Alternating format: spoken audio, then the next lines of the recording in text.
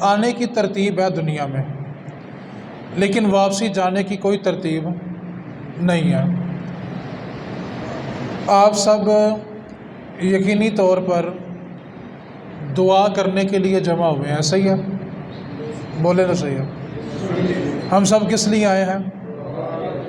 دعا کرنے کے لیے، مرنے والے کے لیے دعا کرنے کے لیے آئے ہیں۔ اور اگر نبی پاک صلی اللہ علیہ وسلم یہ فرمائیں کہ ہماری دعا قبول نہیں ہے تو پھر بتائیں آنے کا فائدہ ہوا؟ ہم آئے کس مقصد کے لیے؟ دعا کے لیے۔ اور نبی پاک صلی اللہ علیہ وسلم کوئی ایسی نشانی بتائیں جس سے دعا قبول نہیں ہوتی، تو ہمارے آنے کا فائدہ ہوگا کہ نہیں ہوگا؟ ہم آئیں گے، نیکی تو مل جائے گی، لیکن مرنے والے کو کوئی فائدہ نہیں ہوگا۔ اب حدیث پاک سنیں۔ نبی پاک صلی اللہ علیہ وسلم نے ارشاد فرمایا، جس مجلس کے اندر رشتہ داری توڑنے والا بیٹھا ہو، کیا کہا ہے؟ میں نے تقریر کم کرنی ہے، آپ نے زیادہ کرنی ہے، ٹھیک ہے؟ اس لیے آپ نے رابطے میں رہنا ہے۔ کیا فرمایا نبی پاک نے کہ جس مجلس میں رشتہ داری توڑنے والا بیٹھا ہو، اللہ تعالیٰ اس مجلس کی دعا قبول ہی نہیں کرتا۔ ہم سب کس لیے آئے ہیں؟ اور اگر رشتہ داری توڑ کے بیٹھے ہوں تو دعا قبول ہے؟ یہ کس کا فتویٰ ہے؟ رسول کریم صلی اللہ علیہ وسلم، کسی مولوی کا نہیں ہے۔ میرے نبی کا حکم ہے کہ جہاں بھی رشتہ داری توڑنے والے بیٹھے ہوں ان کی دعا قبول ہے۔ اور ہم سب کس لیے آئے ہیں؟ اب بتائیں دعا کرنی کہ پہلے صلح کرنی ہے؟ صلح کریں گے تو دعا قبول ہوگی نا۔ اب ہمارے ذہن میں جو پہلی بات آئی وہ بھلا کیا ہے کہ آپ کو کیا پتہ ہو کہ ہمارے رشتہ دار کیسے ہیں؟ اور اگر رشتہ داروں سے پوچھیں تو وہ بھی یہی کہیں گے کہ آپ کو کیا پتہ ہو کہ یہ کیسے ہیں؟ آج کل نا وہ انٹرنیٹ کا زمانہ ہے، آپ جس بندے کو پڑھ کے دیکھ لیں وہ اپنے رشتہ داروں سے تنگ ہے، اور اسی کے رشتہ داروں کو پڑھ کے دیکھیں تو وہ بھی اپنے رشتہ داروں سے تنگ ہے۔ تو مطلب کیا ہوا کہ تالی دونوں ہاتھوں سے بجتی ہے۔ ہم جہاں بیٹھتے ہیں اپنے رشتہ داروں کی برائیاں کرتے ہیں، اور جہاں ہمارے رشتہ دار بیٹھتے ہیں وہ، یعنی مطلب کیا ہوا کہ تالی، یعنی اگر غلطی ادھر پائی جا رہی ہے تو غلطی ادھر بھی پائی جا رہی ہے۔ میں درویش کا ایک جملہ سنا کے پھر اپنی گفتگو کو آگے بڑھاتا ہوں۔ آپ نے وہ سوتر دیکھا ہوگا، سوتر دیکھا نا، سفید رنگ کا سوتر ہوتا ہے۔ اچھا، بندہ سوتر ادھر کھینچے اور سامنے والا سوتر ادھر کھینچے تو وہ کیا ہوگا؟ سوتر ٹوٹ جائے گا۔ ایسا ہی ہے، سوتر میں ادھر کھینچوں، سامنے والا ادھر کھینچے تو کیا ہوگا؟ ٹوٹ جائے گا۔ اب یہ بات سنیں، درویش کہتا ہے انگ یاری دا پالن اوکھا۔ انگ یاری دا یعنی رشتہ داری نبھانی بڑی اوکھی ہے۔ انگ یاری دا پالن اوکھا جیویں تند سوتر دی کچی۔ انگ یاری دا یعنی رشتہ داری سوتر کی طرح کچی ہوتی ہے۔ انگ یاری دا پالن اوکھا جیویں تند سوتر دی کچی، ایک کھچے تے دوجا چھڑدا ہی جاوے۔ ایک کھچے تے دوجا چھڑدا ہی جاوے، اے تاں رہندی جے پکی۔ اب سامنے والا بھی کہے کہ میں نے برابر کی کھینچنی ہے تو وہ کیا ہوگا؟ سوتر ہے۔ اسی طرح رشتہ دار بھی کہے کہ میں نے برابری کی ٹکر لینی ہے تو کیا ہوگا؟ سوتر۔ رشتہ داری ٹوٹ جائے گی، بات ختم ہو جائے گی۔ نبی پاک صلی اللہ علیہ وسلم کے ایک صحابیوں کا نام ہے حضرت ابو الاحوص۔ یہ رسول کریم صلی اللہ علیہ وسلم کی بارگاہ میں حاضر ہوئے، عرض کرنے لگے یا رسول اللہ، میرا ایک رشتہ دار ہے، میں ہر بار اس سے نیکی کرتا ہوں، وہ ہر بار مجھے اذیت دیتا ہے، میں پھر نیکی کرتا ہوں پھر اذیت دیتا ہے۔ اب میں نے قسم اٹھا لی ہے کہ جیسا وہ کرے گا ویسے ہی میں کروں گا۔ جیسے ہم بعض اوقات کیا کہتے ہیں، جنہ کے او ملے گا اونا کے، ایسے کہتے ہیں نا ہم، جنہ کے او ملتا اونا کے۔ صحابی رسول نبی پاک کی بارگاہ میں کیا عرض کر رہے ہیں کہ میں نے قسم کھا لی ہے کہ جیسا وہ کرے گا میں بھی۔ اب رسول کریم کا حکم سنے، فرمایا تم ایسا کرو، جا کے قسم کا کفارہ دے دو اور جا کے پھر صلح کر لو۔ ہم بعض اوقات نا ایک جملے کو سمجھ لیں گے نا، تھوڑی سی توجہ کریں، پھر آنے والی ساری بات سمجھنا آسان ہو جائے گی۔ ہمیں حکم ہے کہ رشتہ داروں کے ساتھ اچھا سلوک کرو، حسن سلوک کرو۔ اگر ہم یہ کہیں کہ جیسا وہ کرتا ہے ویسا میں کرتا ہوں، یہ عدلے کا بدلہ ہے، یہ حسن سلوک نہیں ہے۔ یہ کیا ہے؟ عدلے کا، کہ جیسے وہ کر رہا ہے ویسے آپ کر رہی ہیں، تو عدلے کا بدلہ ہو گیا۔ اور حکم کیا ہے کہ رشتہ داروں کے ساتھ کیا کرنا ہے؟ اس کا مطلب بھلا کیا؟ نبی پاک صلی اللہ علیہ وسلم نے فرمایا جو تم سے ہاتھ روکتا ہے تم اس کو عطا کرو، اور جو تم سے توڑتا ہے تم اس سے جوڑو۔ یہ حسن سلوک ہے۔ لیکن ہم کیا کہتے ہیں کہ جے میں او کرے گا ان جی میں کراں گا۔ اب آپ نے اس جملے پہ توجہ کرنی ہے، ساری گفتگو اسی کے اوپر ہے۔ جب جنازے کے وقت ہمارے سامنے چارپائی پڑی ہوتی ہے نا، چارپائی کے اوپر صرف میت نہیں ہوتی۔ ہم سمجھتے ہیں کہ جنازے کی چارپائی پہ صرف میت پڑی، ایسا نہیں ہوتا۔ میت کے ساتھ اس کی ساری زندگی کی ضد بھی پڑی ہوتی ہے، اس کی ساری زندگی کی انا پڑی ہوتی ہے، اس کی جو ساری زندگی کا اپنا نام بنانے کے لیے گزاری ہوتی ہے نا، وہ ساتھ پڑی ہوتی ہے۔ اللہ تعالیٰ مرنے کے بعد بندے سے جو سب سے پہلی چیز چھینتا ہے نا، وہ اس کا نام ہوتا ہے۔ جس نام کی خاطر آپ اور میں جیتے گے، میرا نام ہے بھائی، میرا ایک سٹیٹس ہے، میری ایک شہرت ہے، ہم اپنے نام کی خاطر نہ کمپرومائز نہیں کرتے۔ اور مرنے کے بعد بندے سے جو سب سے پہلی چیز چھینی جاتی ہے وہ اس کا نام ہوتا ہے۔ جیسے مثال کے طور پہ کسی کا نام بھی علی ہے، کسی کا نام عمر ہے، کسی کا نام عثمان ہے۔ جب عثمان کا انتقال ہوگا نا، تو کوئی آ کر یہ نہیں پوچھتا کہ عثمان صاحب کہاں پہ ہیں۔ جب عمر کا انتقال ہوگا، کوئی آ کے یہ نہیں پوچھتا کہ عمر صاحب کہاں، سب بھلا کا پوچھتے ہیں میت کتنے ہوئے، جنازہ کتنے ہوئے۔ جس نام کی خاطر ہم نے تعلق توڑ دیے، مرنے کے بعد انسان سے جو سب سے پہلی چیز چھینی جائے گی نا، وہ اس کا نام ہی ہوتا ہے۔ مرنے کے بعد کوئی اس کا نام لینا پسند ہی نہیں کرتا، سب کیا پوچھتے ہیں؟ میت، جنازہ، میت، جنازہ، اس کا نام کوئی نہیں لیتا۔ کوئی یہ نہیں پوچھے گا عمر صاحب کہاں پہ رکھے ہوئے ہیں، کوئی یہ نہیں پوچھے گا عثمان صاحب کہاں پہ رکھے ہو، کیا پوچھیں گے؟ میت کہاں پہ رکھی ہوئی ہوگی۔ تو یار جس نام کی خاطر ہم نے تعلق توڑا، جس نام کی خاطر ہم نے دوسروں کو نیچا دکھایا، اللہ تعالیٰ نے سب سے پہلے کیا چھیننا ہے؟ دوسری بات، انسان نہ اپنی ناک کے اوپر مکھی بھی بیٹھے تو اس کو کیا کرتا ہے؟ فوراً کیا کرتا ہے؟ اڑانے کی کوشش کرتا ہے۔ مٹی پڑ جائے تو سب سے پہلے کیا کرتا ہے اس کو؟ مرنے کے بعد دوسری چیز جو انسان کو ملتی ہے وہ مٹھیاں بھر بھر کے مٹی ملتی ہے۔ انسان صرف ایک لمحے کے لیے سوچے کہ ابھی اگر میری سانس نکل جائے تو مجھے لے کے کہاں جائیں گے۔ ہم جس ضد پہ کھڑے ہوتے ہیں، جس انا پہ کھڑے ہوتے ہیں نا، حالت ہماری بڑا کیا ہوگی؟ ہاتھ ایسے اٹھاؤ گے ایسے گر جائے گا۔ ہم تو اپنی مرضی سے اپنا ہاتھ ہلانے کی طاقت بھی نہیں رکھتے۔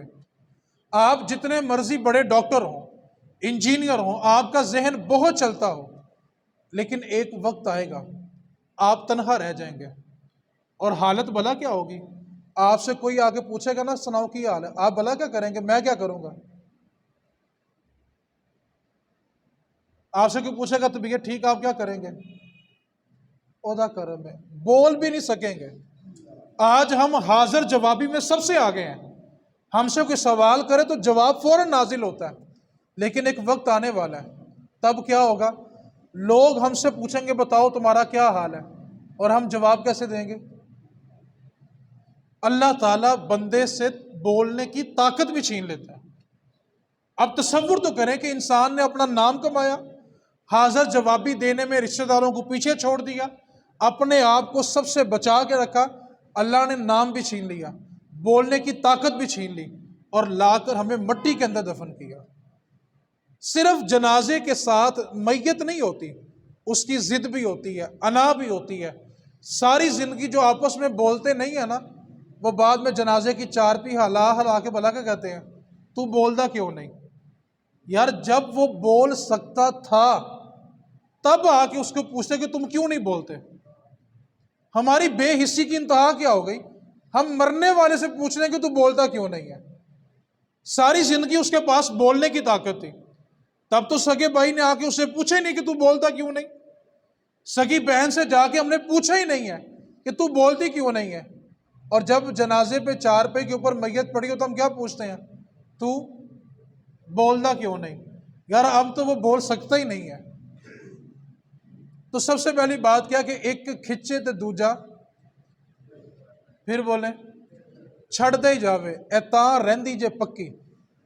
دوسری بات، ایک بات کو اپنے دل میں جگہ دے دیں، جنازہ اپنوں کے کندھوں پہ اچھا لگتا ہے، دفنا تو غیر بھی دیتے ہیں لیکن جنازہ اپنوں کے کندھوں پہ اچھا لگتا ہے۔ آپ سب کہاں بیٹھے ہوئے ہیں؟ بولو یار، بولیں گے تو بات تھوڑی آسان۔ کہاں بیٹھے ہوئے ہیں؟ اگر یہاں پہ کوئی بچہ کوئی شاپر پھینک دے، کوئی تنکا پھینک دے، تو آپ سب کیا کریں گے اس کو؟ کیوں؟ پھر بولیں، تقریر تو اسی کرنی ہے، کیوں اٹھائیں گے؟ یہ ایک مسجد کیا ہے؟ اللہ کا گھر ہے۔ خانہ کعبہ میں چلے جائیں، وہاں بھی اتنی صفائی ہے کہ مکھی بھی فرش پہ نہیں بیٹھتی، کیونکہ وہ اللہ کا مسجد بھی کیا ہے؟ اللہ کا بیت اللہ بھی کیا ہے؟ اللہ کا گھر ہے۔ ہم نے اس کو اس لیے صاف رکھا۔ ہندو جب اپنے مندر جاتا ہے نا، ہندو تو وہ اپنے مندر کو ہر طرح صاف ستھرا رکھتا ہے۔ کیوں بھلا؟ وہ اس کے عقیدے کے مطابق اس کے خدا کا۔ عیسائی اپنے چرچ جاتے ہیں تو اس کو کیا کرتے ہیں؟ کیوں کہ وہ ان کے نزدیک ان کے خدا کا، پھر بولو، ان کے خدا کا۔ یہودی اپنے کلیسا جاتے ہیں، اس کو ہر طرح صاف ستھرا رکھتے ہیں کیونکہ وہ ان کے نزدیک ان کے خدا کا۔ مسلمانوں نے مسجد صاف کی، کعبہ صاف کیا، ہندو نے مندر صاف کیا، عیسائی نے چرچ صاف کیا، یہودی نے کلیسا صاف کیا۔ کیوں کہ سب کے نزدیک وہ ان کے خدا کا۔ نہ رب کعبے میں ہے، نہ مسجد میں ہے، نہ مندر میں ہے، نہ چرچ میں ہے، نہ کلیسا میں ہے۔ جو کسی جگہ میں سما جائے وہ رب نہیں ہوتا۔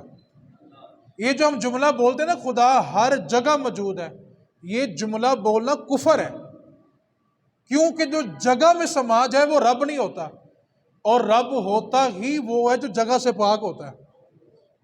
اب جملہ کیا بولنا ہے؟ خدا موجود ہے، یہ نہیں بولنا کہ جگہ میں موجود ہے۔ خدا موجود ہے، خدا سنتا ہے، خدا دیکھ رہا ہے۔ اگر کوئی شخص یہ کہے کہ خدا ہر جگہ موجود ہے، یہ کفر ہے۔ جو کسی جگہ میں سما جائے وہ خدا نہیں ہوتا۔ ہمارا تو عقیدہ ہی ہے خدا جگہ سے پاک ہے۔ تو مسلمانوں نے مسجد اور کعبہ صاف کیا کہ خدا کا، عیسائی نے چرچ صاف کیا کہ اس کے خدا کا، یہودی نے کلیسا صاف کیا کہ اس کے خدا کا، ہندو نے مندر صاف کیا کہ اس کے خدا کا۔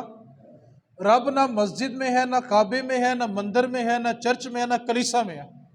خدا ان میں سے کسی جگہ پہ نہیں ہے، لیکن سب نے اپنی عبادت خانوں کو کس لیے صاف کیا؟ کہ خدا کا۔ رب تو یہاں رہتا ہی نہیں ہے۔ رب کے گھر ہیں، یہ مسجد اور کعبہ رب کا گھر ہے، لیکن خدا یہاں رہتا نہیں ہے۔ لیکن ہم نے اس کو دھونے کے لیے خادم بھی رکھے ہوئے ہیں، ہر وقت صفائی ستھرائی ہوتی، کیونکہ اللہ کا گھر ہے۔ مولانا روم نے بڑی خوبصورت بات لکھی۔ مولانا روم کہتے ہیں کہ تم نے مسجد اور کعبے کو اس لیے صاف کیا کہ خدا کا گھر ہے، لیکن خدا وہاں رہتا نہیں ہے، اور جس دل میں خدا رہتا ہے نا وہ دل سارے کا سارا ہی گندا کر لیا۔ دل کے اندر خدا کا بسیرا ہے اور دل سب نے گندا کر لیا۔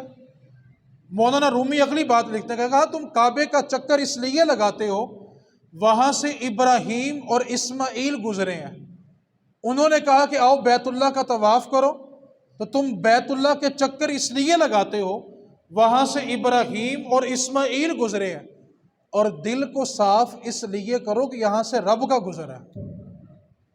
کعبے کو عود کے ساتھ، اچھی سے اچھی عطر کے ساتھ خوشبودار کر دیا، کعبے کے غلاف کو عطر کے ساتھ بھر دیا۔ ہم نے اپنے اپنے علاقے کی مسجدوں کو ڈیٹول کے ساتھ، جو ہماری طاقت تھی، سرف کے ساتھ اچھی طرح ایک ایک نکر کو صاف کیا اور ثواب سمجھ کے کیا، کیونکہ یہ اللہ کا گھر ہے، لیکن خدا یہاں رہتا تو نہیں ہے، اور جس دل کے اندر خدا کا گھر ہے، بسیرا ہے، ہم نے وہ دل کب صاف کرنا ہے؟ حضور کے غلام ہو کے، حضور کی امتی ہو کے رب کا گھر گندا کر دیا۔ آپ تصور کریں، مسجد اللہ کا گھر ہے، اس کی فضیلت بھلا کیا ہے؟ رسول کریم صلی اللہ علیہ وسلم ایک دن مسجد نبوی میں داخل ہوئے تو دیکھا کہ ایک شخص نا مسجد نبوی کی صفائی کر رہے ہیں، صحابی ہیں، اور مسجد نبوی میں جھاڑو دے رہے ہیں، اور مسجد کا گرد و غبار، مٹی اڑ کے نا ان کے لباس پہ پڑی ہوئی ہے۔ تو نبی پاک صلی اللہ علیہ وسلم تھوڑا اپنی عادت کے خلاف تھوڑا تیز چلے اور بھاگ کر صحابی کو گلے لگانے لگے، تو صحابی پیچھے ہو گئے نا، اپنے کپڑے جھاڑے۔ پھر صحابی آگے بڑھے تو حضور پیچھے ہو گئے۔ عرض کی آقا آپ مجھے سینے لگانے لگے تھے، میں تو اس لیے ہٹا کہ میرے بدن کے اوپر، لباس کے اوپر مٹی پڑی ہوئی تھی، اور میں صاف کر کے جب آگے بڑھا ہوں تو آپ پیچھے ہو گئے۔ تو نبی پاک صلی اللہ علیہ وسلم نے، میں صحابی، میں تجھے گلے لگانے ہی اس لیے لگا تھا کہ تیرے بدن کے اوپر مسجد کی مٹی پڑی ہوئی ہے۔ اس کے بعد میرے نبی نے اگلا جملہ ارشاد فرمایا، صحابہ سنو، یہ جو مسجد کی مٹی ہے نا، جنتی حوریں اتنی خوبصورت ہے کہ نبی پاک نے فرمایا کہ اگر ایک حور صرف جنت سے باہر دنیا کی طرف دیکھ لے، جھانک لے، تو اللہ نے اتنا حسن دیا کہ سورج ماند پڑ جائے، اتنا حسن ہے۔ 70 لباس پہننے کے باوجود حور کا حسن چھپے گا نہیں۔ لیکن میرے نبی پاک نے بھلا کیا فرمایا؟ فرمایا حوروں کو جو جنت میں زیور دیا جائے گا نا، وہ مسجد کی مٹی سے بنایا ہوگا۔ یہ مسجد کس کا گھر ہے؟ لیکن اللہ یہاں رہتا، اور جہاں رہتا ہے، سوچو وہ دل اللہ کے نزدیک کتنا معتبر ہوگا یار۔ کم از کم رب کا گھر تو صاف کرے نا یار۔ رشتہ داروں کے خلاف اسی دل میں بغض، حسد، کینہ، قدورتیں، نفرتیں، صرف سانس نکلنے کی دیر ہے، میت کے ساتھ سب چیزیں ہماری جنازے کی چار میں پڑی ہوں گی یار۔ آج میں کہتا ہوں میں کیوں جاواں، میں کیوں کراں، اودی غلطی یہ آوے۔ جب مجھ سے کوئی پوچھے نا کہ میں کیوں کراں، میں کہنا اللہ واسطے کر لے، کوئی کام تو اللہ کے لیے کر لو یار۔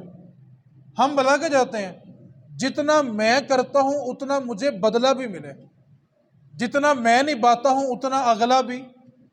آپ سے میں ایک سوال کروں، ناراض تو نہیں ہوں گے؟ حساب لینے کی ذمہ داری کس کی ہے؟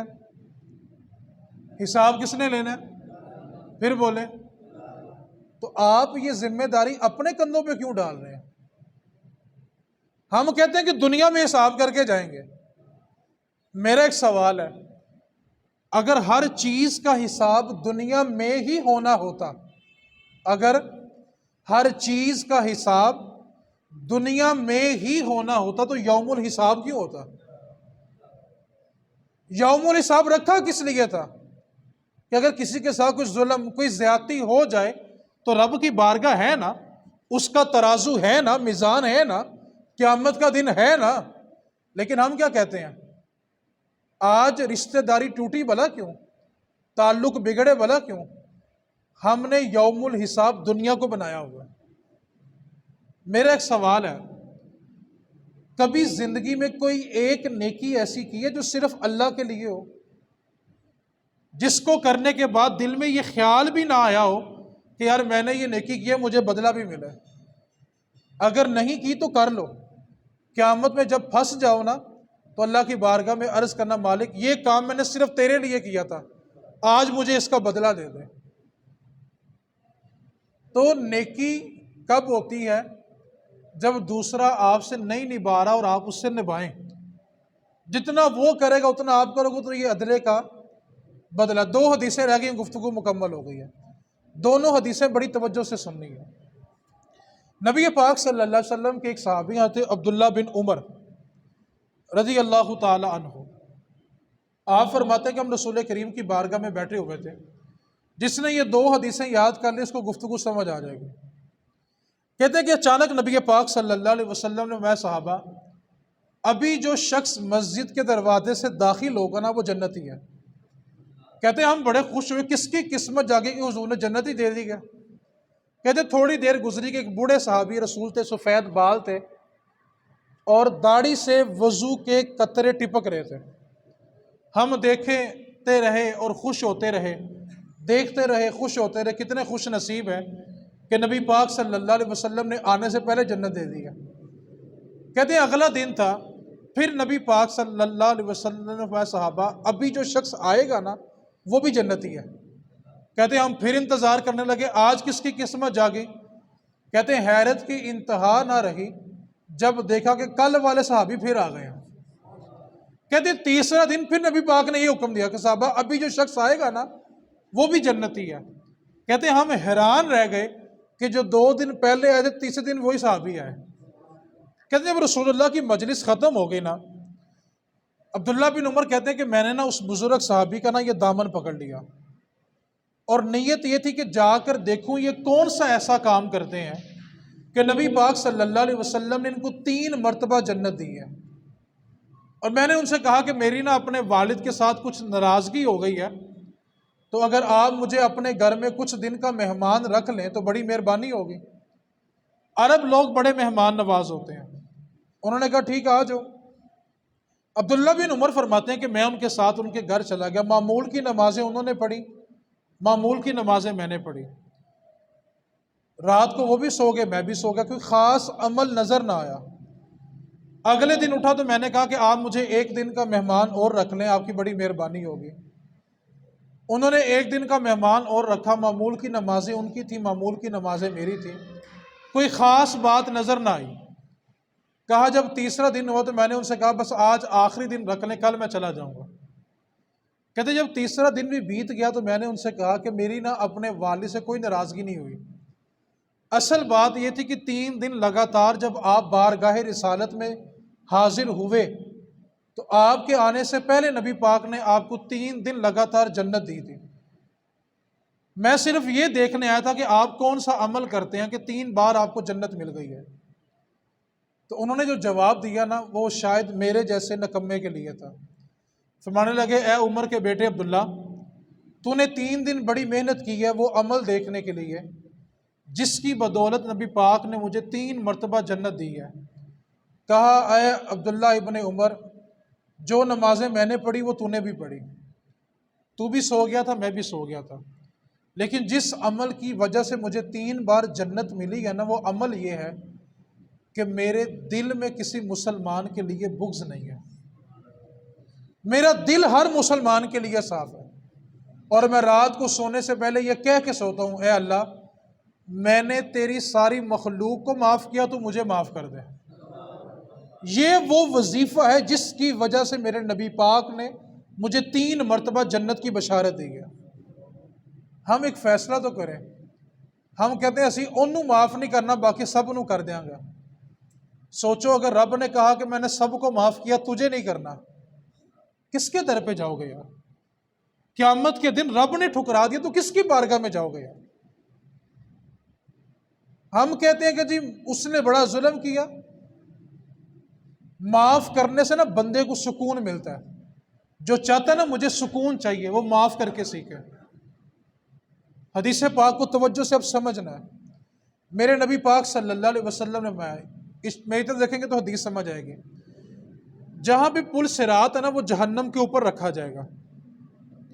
جہنم جو ہے وہ 7 زمینوں کے نیچے ہے، اور جہنم اتنی بڑی ہے، میرے نبی پاک نے فرمایا جہنم کو 70,000 لگامیں ڈالی جائیں گی، اور ایک لگام کو 70,000 فرشتے کھینچ کے لائیں گے۔ اتنی بڑی جہنم ہے، آج دنیا کی آگ 1 منٹ جل جائے اس کے اوپر جو برتن رکھا جاتا نا ہم اس کو چھو بھی نہیں سکتے، اور میرے نبی پاک نے جہنم کی آگ کو 3,000 سال جلایا گیا ہے، اور وہ اتنی سیاہ ہو چکی ہے۔ اتنی بڑی جہنم کے 70,000 فرشتے ایک ایک لگام کو کھینچیں گے، اور جہنم کو 70,000 لگامیں ڈالی جائیں گی، اور جہنم کے بالکل اوپر پل صراط رکھا جائے گا۔ اور میرے نبی پاک نے فرمایا جہاں سے لوگ پل صراط پار کر کے اتریں گے نا بالکل سامنے جنت کا دروازہ ہوگا، اور لوگ جب پل صراط کو پار کر لیں گے تو پیاس کا عالم یہ ہوگا، اگر 7 سمندروں کا پانی بھی ان کو پلا دیا جائے تو ان کی پیاس میں 1% بھی کمی نہیں ہوگی، اتنی شدت کی پیاس ہوگی۔ آپ تصور کریں سمندر کتنے بڑے ہیں، 7 سمندروں کا پانی بھی اس کو پلا دیا جائے تو اس کی پیاس کی شدت کم نہیں ہوگی۔ اور اگلی حدیث پاک میرے نبی پاک نے فرمایا، جس کی پیاس 7 سمندروں کے پانی سے بھی ختم نہیں نہ ہوگی، میرے نبی پاک نے فرمایا وہ میرے حوض کوثر پہ آئے گا اور اس کو میں حوض کوثر کا 1 پیالہ دوں گا، دوبارہ کبھی پیاس ہی نہیں لگے گی۔ اب یہ حدیث تو سمجھ لی، اب اس سے اگلی حدیث نا ذرا کان کھول کے اور دل متوجہ کر کے سننا۔ میرے نبی پاک نے فرمایا، جس کے دروازے پہ کوئی صلح کرنے آ جائے اور وہ بغیر شرعی عذر کے صلح نہ کرے، بندہ تو چل کے آیا تھا، وہ بھائی ہو یا بہن ہو، وہ کسی بھی رشتے کی صورت میں آئے، جو کسی کے دروازے پہ صلح کرنے چلا جائے اور اگلا بندہ صلح نہ کرے تو میرے نبی پاک نے فرمایا وہ قیامت والے دن میرے حوض کوثر پہ پانی پینے نہ آئے۔ یار جس پیاس کو 7 سمندروں کے پانی نے ختم نہیں کرنا، 1 حوض کوثر کے پیالے نے کرنا ہے، اور سوچو نبی پاک نے جس کو پیالہ بھی نہ دیا، کس کے در پہ جاؤ گے یار؟ آج سگی بہن اپنے گھر ترس رہی ہوتی کہ میرا ویر کاش عید کے دن میرے سر پہ ہاتھ رکھنے کے لیے آ جائے۔ آج سگے بھائی کو سینے لگائے عرصہ ہو گیا ہے، خدا کی قسم ملنے کے لیے دونوں تڑپ رہے ہیں، لیکن ہمارے اندر جو انا ہے نا وہ ایک دوسرے کو سینے نہیں لگانے دیتے۔ آپ جاننا چاہتے ہیں بھائی کی تڑپ کیا ہوتی ہے؟ بھائی ہوتا کیا ہے؟ بہن ہوتی کیا ہے؟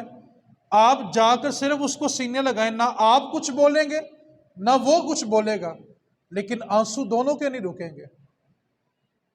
بعد میں لوگ پوچھتے ہیں ابو کو خواب میں دیکھا تھا، بڑی پریشانی کے عالم میں تھے، کپڑے ان کے پرانے پرانے محسوس ہو رہے تھے، کون سے صالح ثواب کریں؟ میں کہتا ہوں اس باپ کی اولاد کو جوڑ کے رکھو، یہی بہترین صالح ثواب ہے۔ اس کے رشتہ داروں کو اذیت دے کے، اس کی اولاد کو اذیت دے کے ہم کون سی دیگیں پکا کے اپنے باپ کو بخشوانا چاہتے ہیں؟ سگے بہن بھائیوں کو ہم جوڑتے نہیں ہیں۔ اہل سنت کے اندر سب سے بڑا ظلم یہ ہوا مرنے والوں کے ساتھ کہ ہم نے مرنے والوں کو صرف دیگوں تک محدود کر دیا۔ بس ہم سمجھتے ہیں 2 دیگیں پکا لیں گے صالح ثواب ہو جائے گا اور بخشش بھی ہو جائے گی۔ خدا کے واسطے میرے نبی پاک سے ایک شخص نے پوچھا تھا، آگے صحابی تھے، آگے عرض کی آقا میرے والد دنیا سے چلے گئے ہیں، کیا نیکی کروں کہ باپ قبر میں خوش ہو جائے گا؟ فرمایا اپنے باپ کے دوستوں سے اچھا سلوک کر، تیرا باپ قبر میں خوش ہو جائے گا۔ تو جو رشتہ داری کے ساتھ صلح نہ کرے وہ حوض کوثر پہ پانی پینے، سوچو جس کو حضور نے قیامت میں ٹھکرا دیا، اللہ کی بارگاہ کا جلال بھلا کیا ہوگا؟ میرے نبی نے فرمایا کہ سارے انبیاء اللہ کی بارگاہ میں کھڑے ہوں گے، لیکن اللہ کی ذات کا جلال اور ہیبت اتنی ہوگی کہ کوئی نبی بھی اللہ کی بارگاہ میں کلام نہیں کرے گا۔ سب سے پہلے اللہ کی بارگاہ میں جو کلام کریں گے وہ ہمارے اور آپ کے آقا ہیں۔ اور سوچو جس کو حضور نے ٹھکرا دیا، کس کے در پہ جاؤ گے یار؟ اس واسطے نبھانا سیکھو۔ آخری حدیث پاک رہ گئی اور گفتگو مکمل ہوگی، توجہ میری طرف کریں۔ میرے نبی پاک نے صحابہ سے ایک دن سوال پوچھا، یہ ساری گفتگو کا نچوڑ ہے کہ صحابہ غریب بندہ کون ہے؟ اگر ہم سے کوئی پوچھے غریب کون ہے تو ہم کیا کہیں گے؟ جس کے پاس پیسہ نہیں ہے وہ کون ہے؟ صحابہ نے بھی یہی عرض کیا، آقا جس کے پاس درہم اور دینار نہیں ہے وہ غریب ہے۔ میرے نبی نے فرمایا نہیں صحابہ وہ غریب نہیں ہے۔ عرض کی پھر آقا آپ بتائیں غریب کون ہے؟ توجہ سے اس حدیث کو سننا، یہ سبق ہے پوری گفتگو کا۔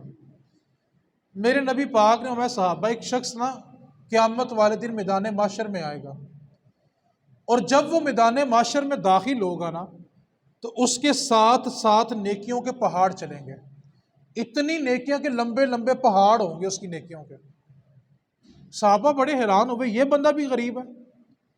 میرے نبی نے فرمایا کہ صحابہ جب وہ ترازو پہ میزان پہ آئے گا نا اس کی نیکیوں کے پہاڑ تلنے لگیں گے کہ ایک شخص آ جائے گا، عرض کرے گا مالک و مولا یہ جس کا نامہ مال تلنے لگا ہے نا، اس نے دنیا میں مجھ پہ ظلم کیا تھا۔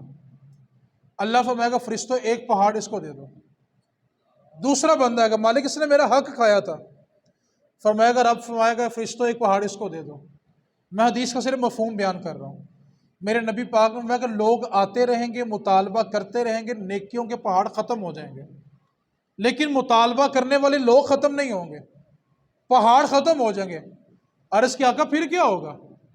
فرمایا جو لوگ مطالبہ کرنے آئے ہوں گے نا کہ ہمارا حق مارا، ہمیں اذیت دی، ہمیں تکلیف دی تھی، میرے نبی پاک نے فرمایا کہ اللہ فرمائے گا فرشتوں ان لوگوں کے گناہ نکالو جو اپنا حق مانگنے آئے ہیں، اور اس بندے کے نامہ اعمال میں ڈالو جس نے دنیا میں ان کو تکلیف دی تھی، اذیت دی تھی، حق مارا تھا۔ صحابہ جب وہ میدان معاشر میں آیا تھا نا تو اس کے ساتھ ساتھ نیکیوں کے پہاڑ ہوں گے صحابہ، لیکن جب وہ میدان معاشر سے پلٹے گا نا تو اس کے ساتھ ساتھ گناہوں کے پہاڑ ہوں گے۔ صحابہ یہ بندہ بڑا ہی غریب ہے، ہم فیصلہ تو کریں یار، قیامت والے دن صرف نیکیاں دے کے جان چھوٹے گی، لیکن پہلے ہم یہ تو سوچیں ہمارے پاس نیکیاں ہیں کتنی جو ہم نے کسی کو دینی ہے۔ اس واسطے جس کا جو حساب بنتا ہے نا اس سے معافی دنیا میں مانگ لو، قیامت والے دن معافی ملنا بڑی مشکل ہو جائے گی۔ اس لیے پہلی دعا تو یہ کرنی اللہ ہمارا حساب نہ لے، ہمیں بغیر حساب کے، کیوں؟ جس کی کتاب کھل گئی نا اس کا بچنا پھر بڑا مشکل ہو جائے گا۔ اس واسطے اگر آپ اور میں یہ چاہتے ہیں نا کہ ہماری کتاب نہ کھلے تو اس کے لیے وظیفہ بھلا کیا ہے؟ کون کون چاہتا ہے اس کی کتاب نہ کھلے؟ بولو یار، میرے پاس ایسے بہت سارے گناہ ہوں گے کہ میں چاہتا ہوں کہ میرے باپ کو پتہ نہ چلے، میری ماں کو پتہ نہ چلے، میرے دوستوں کو پتہ نہ چلے۔ ہر کسی کا کوئی نہ کوئی گناہ ایسا ضرور ہوتا ہے جس کو چھپانے کے لیے وہ ساری زندگی گزار دیتا ہے۔ لیکن آپ جانتے ہیں قیامت کا منظر کیا ہوگا؟ اللہ تعالیٰ کتاب اب ہمارے ہاتھوں میں دے گا اور حکم ہوگا پڑھ کے سنا کیا کرتا رہا۔ وہاں ماں باپ بھی ہوں گے، رشتہ دار بھی ہوں گے، حتیٰ کہ سارے نبی بھی ہوں گے، خود رسول اللہ بھی ہوں گے، سامنے خدا کی ذات ہوگی۔ بتاؤ کون ہے میرے سمیت ایسا ہم اپنی کتاب اپنے والد کے سامنے پڑھ سکتے ہیں؟ سب جانتے ہیں نا ماضی کیا ہے، ماضی میں جوانی کی راتیں کیا ہیں۔ یار ہم اپنی کتاب اپنے سگے باپ کے سامنے نہیں پڑھ سکتے تو جہاں سارے اہل دنیا ہوں گے، بتاؤ رب کے سامنے کھڑی ہو کے اپنی کتاب پڑھی جائے گی؟ رسول اللہ کے سامنے اپنی کتاب پڑھ سکتے ہیں؟ تو ہم سب کیا چاہتے ہیں کہ ہماری کتاب کھلے، ہمیں بغیر حساب کے بخش دیا جائے۔ میں وظیفہ بتاتا ہوں جس کی کتاب نہ کھلنی ہو اس کا وظیفہ بھلا کیا ہے؟ آپ دنیا میں کسی کی کتاب نہ کھولیں، آپ دنیا میں کسی کا پردہ نہ اٹھائیں۔ کیوں؟ اب اس کے اوپر دلیل بھی لے لیں۔ میرے نبی پاک نے فرمایا، عبداللہ بن مسعود فرماتے ہیں کہ رسول کریم نے فرمایا جس بندے کو دوسرے بندے کا گناہ پتہ چل گیا اور اس نے صرف اس لیے پردہ ڈالا کہ اس کی عزت ہے، وہ ذلیل ہو جائے گا، اور پردہ ڈال دیا، کسی کو بتایا نہیں۔ میرے نبی پاک نے جس کو گناہ پتہ چلا اور اس نے پردہ ڈال دیا، اللہ تعالیٰ پردہ ڈالنے والے کو قیامت میں بغیر حساب کے جنت عطا فرمائے گا۔ اس کا حساب ہی نہیں ہے، کیوں کہ ہم نے کسی کا پردہ، اور جس نے ساری زندگی رشتہ داروں میں بیٹھ کے اپنے رشتہ داروں کے پردے کھولے ہوں، کس منہ سے دعا مانگتے اللہ ہمارا پردہ نہ کھولیں؟ ساری زندگی لوگوں کے پردے کھولے ہوں اور دعائیں یہ کہ اللہ ہمارا پردہ نہ کھولے۔ تو وظیفہ کیا ہے کہ ہم نے کسی کا پردہ کھولنا نہیں ہے۔ جب کسی کا نہیں کھولیں گے تو پھر اللہ ہمارا بھی، اور اگر ہم ساری زندگی کھولتے رہے تو پھر اپنا بچانا بڑا مشکل ہو جائے گا۔ اس واسطے رسول کریم نے فرمایا جو صلح کرنے میں پہل کرتا ہے اللہ اس کو جنت میں پہلے بھیج دے گا۔ اب یہ بھی سیاپا شیطان کہہ رہا ہے کہ تو جائیں گا تو کی کہے گا، غلط ہے، اسی تاں آیا نا، اینو احساس ہو گیا تو تاں آیا۔ یہ شیطان کا وار ہے۔ آپ نے یہ سوچ کے نہیں جانا، آپ نے صرف یہ سوچ کے جانا ہے کہ میں نے نبی پاک سے حوض کوثر کا پانی پینا ہے، میں نے نبی پاک سے حوض کوثر کا پیالہ لینا ہے۔ آپ دوسروں کی کتابیں نہ کھولیں، ان کے پردے نہ اٹھائیں، اور ان سے صلح کریں، ورنہ صرف سانس نکلنے کی دیر ہے، میت کے ساتھ ضد بھی پڑی ہوگی، انا بھی پڑی ہوگی، ساری زندگی کا نام بھی پڑا ہوگا، اور لوگ ہمارا نام لینا بھی پسند نہیں کریں گے۔ اللہ کریم کی بارگاہ میں دعا کریں اللہ تعالی ہم سب کو سمجھ کے ساتھ عمل کی توفیق عطا فرمائے۔ اب جس کے جی میں آئے وہ حاصل روشنی کرے، اب جس کے جی میں آئے وہ حاصل روشنی کرے۔ ہم نے تو دل جلا کے سر عام کر دیا، وما علینا الا البلاغ المبین۔